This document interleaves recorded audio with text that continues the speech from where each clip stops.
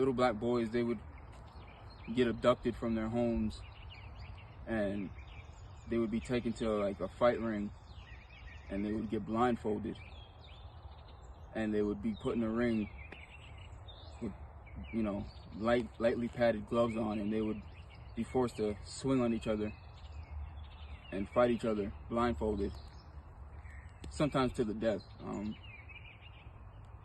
Spectators and people watching would bet on, you know, who would be the last little boy standing. And a lot of the times they wouldn't even make it home. A lot of the times they would get dropped back off home bloody, messed up. And these are little boys, you know.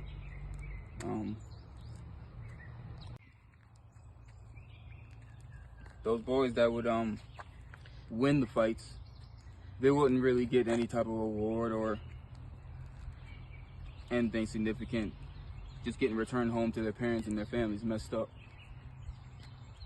So if it wasn't, you know, for things like that, if we talk about the adult men, the adult black men, the black boxers, you know, some boxers would kill themselves or go over the deep end because they, with the you know, the pressures of not being able to get a fight, you know, they wouldn't be able to allowed to fight in certain areas. Certain white fighters wouldn't accept fights from them.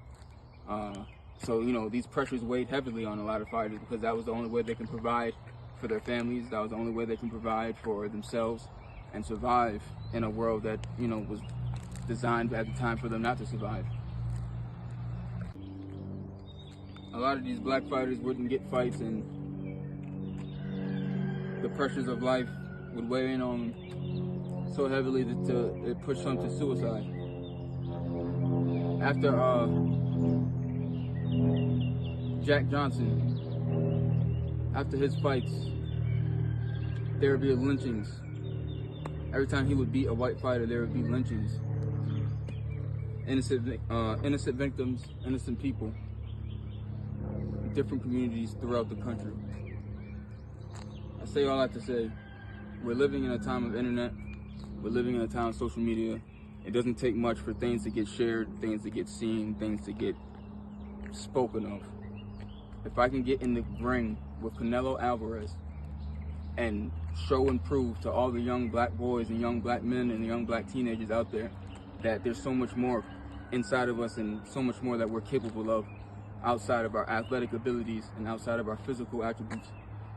If I can get Canelo Alvarez in that ring, I'll show and prove that. You have Jake Paul fighting Mike Tyson in a couple of months.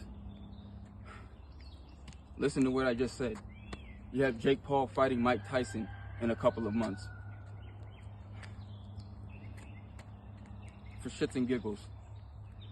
I'm hoping Tyson takes his head off, and I'm hoping Tyson puts an end to all this bullshit with what's been going on prior and ever since.